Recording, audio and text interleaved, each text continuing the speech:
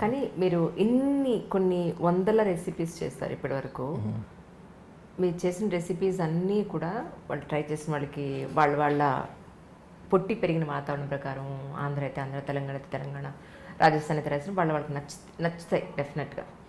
లేదు వాళ్ళకి తగ్గట్టుగా కొంచెం మోడిఫై చేసుకుంటే వాళ్ళకి నచ్చుండొచ్చు. కానీ మీ వరకు నచ్చని పదార్థం ఏమైనా ఉందా? అబ్బాయి ఇది ఎలా చేసినా నాకు నచ్చదు, ఛాన్సే లేదు. ఎందుకంటే చక్కెర పొంగల్ దగ్గర నుంచి మీరు ప్రతిదీ చేసి పెట్టారు, తిరుపతి పులిహార దగ్గర నుంచి మీరు ప్రతిదీ చేసి పెట్టారు. అంటే కొన్ని నచ్చని, నేను యాక్చువల్గా నేను pure non vegetarian. Is it? Absolutely pure non vegetarian. But నన్ను చూస్తే అందరు వెజిటేరియన్ అనుకుంటారు కదా, మా ప్యూర్ నాన్ వెజిటేరియన్. కానీ ఎక్కడో అండి నాకు కొన్ని డబుల్ స్టాండర్డ్స్ ఉన్నాయి అని అనిపిస్తుంది చాలా సందర్భాల్లో. యానిమల్స్ కటింగ్ ఇవన్నీ నేను చూడలేనండి, కానీ అవి తెస్తే మాత్రం శుభ్రంగా తింటాను, కానీ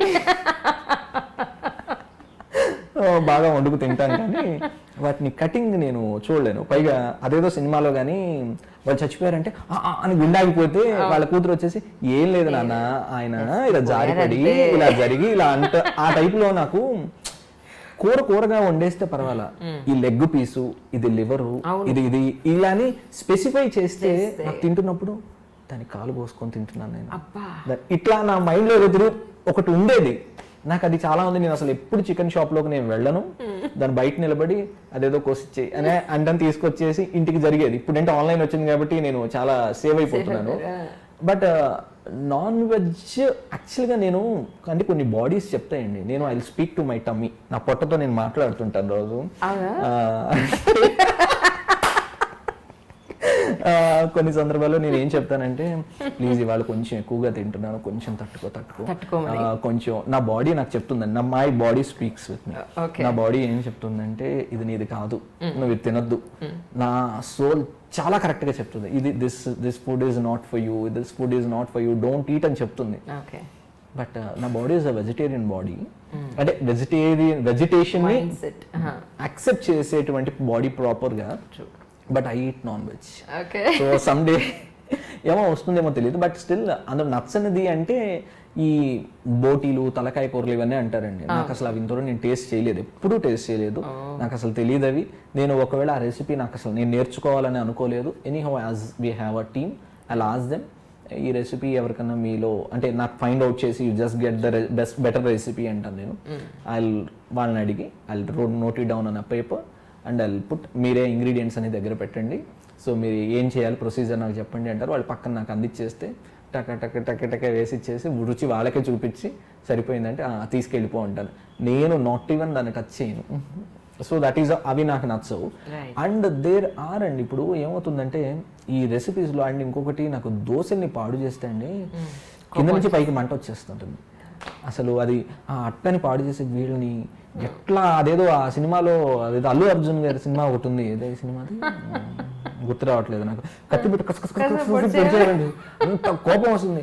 అసలు దాన్ని అయితే ఆ నార్త్ ఇండియన్ వాళ్ళది అయితే అసలు అది చూస్తేనే పాపం. అది వాళ్ళు పెట్టిన పేరు చాలా కరెక్ట్ అండి. మనం దోశలు వాళ్ళు దోశ అంటే అది నిజంగా దోషమే, అది వాళ్ళు దోషానే అంటారు దాన్ని.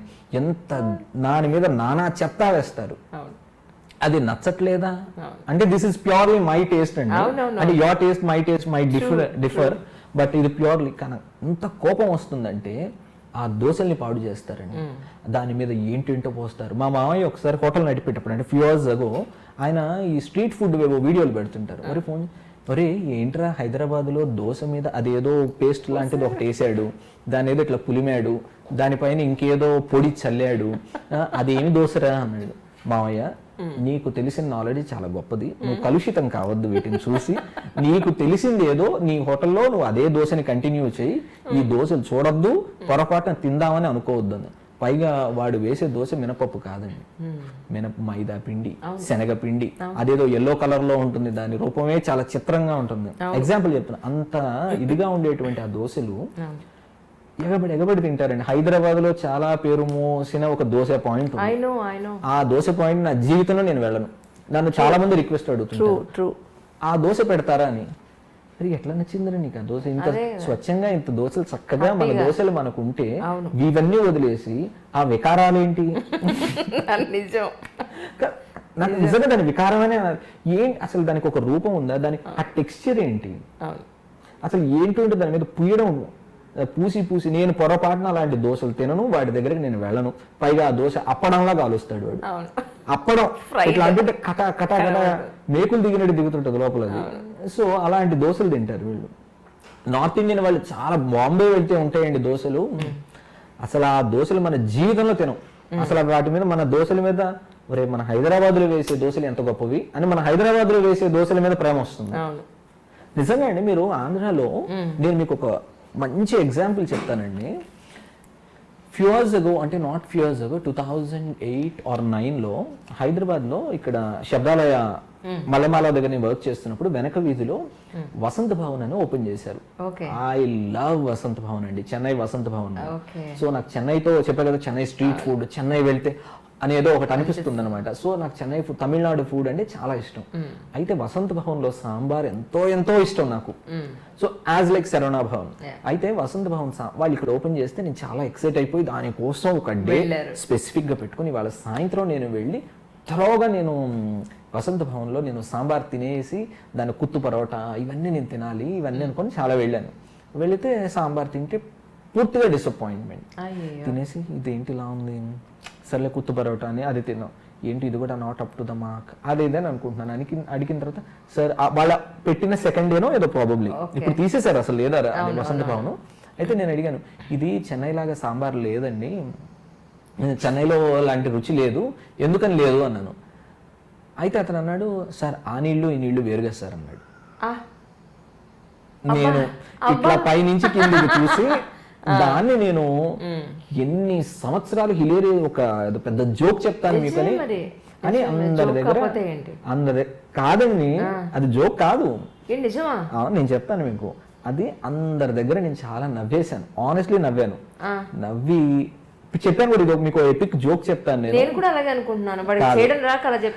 కాదు యాక్చువల్లీ, అంటే అతనికి అంత సెన్సిబుల్ గా చెప్పాడని నేను అనట్లేదు, but that is a valid point, one of the valid points. అది ఏంటంటే నీళ్ళకి రుచి లేదంటారు, బట్ నీళ్ళకి చాలా రుచి ఉంది.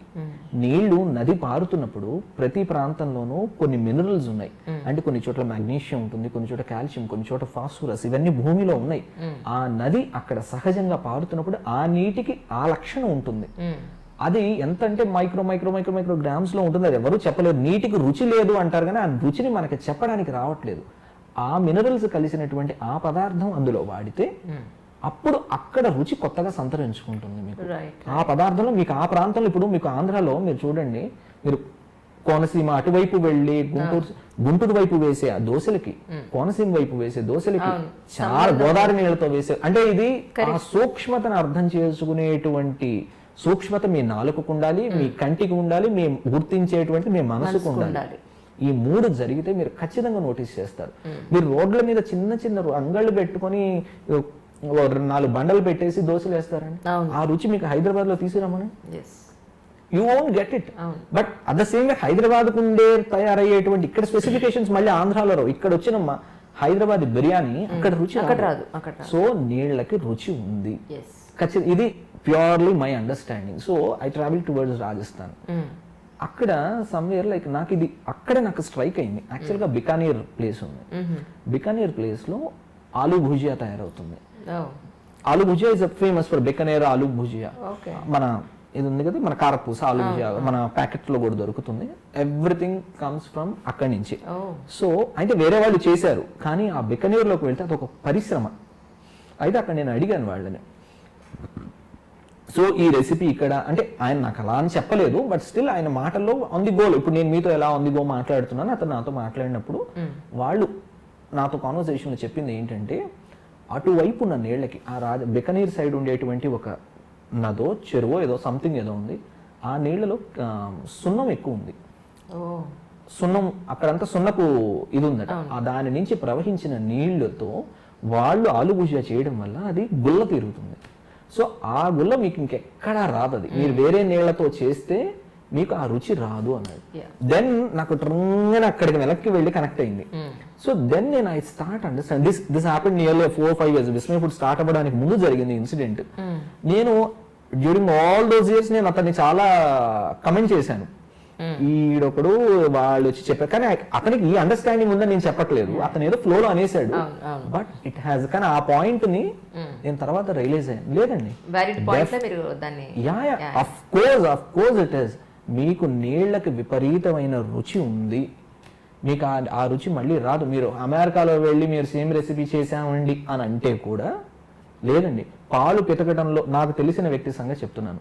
పాలు ఏ వేగంతో పితికాడు, అది మషిన్తో పితికిందా లేకపోతే దాన్ని కూడా చెప్పే వ్యక్తి నాకు తెలుసు. అంటే ఎంత సున్నితమైన మనసు ఉండాలి దానికి, అంటే దాన్ని అర్థం చేసుకోవడానికి ఒక సిప్ చేసి అతని ఎంత సున్నితత్వం కావాలంటే దాన్ని అర్థం చేసుకుంటాను. నాలుక, మనసు, ఇవన్నీ దాని మీద పనిచేయాలి. అంత సున్నితమైన మనసు ఉన్న వాళ్ళే చేయగలరండి.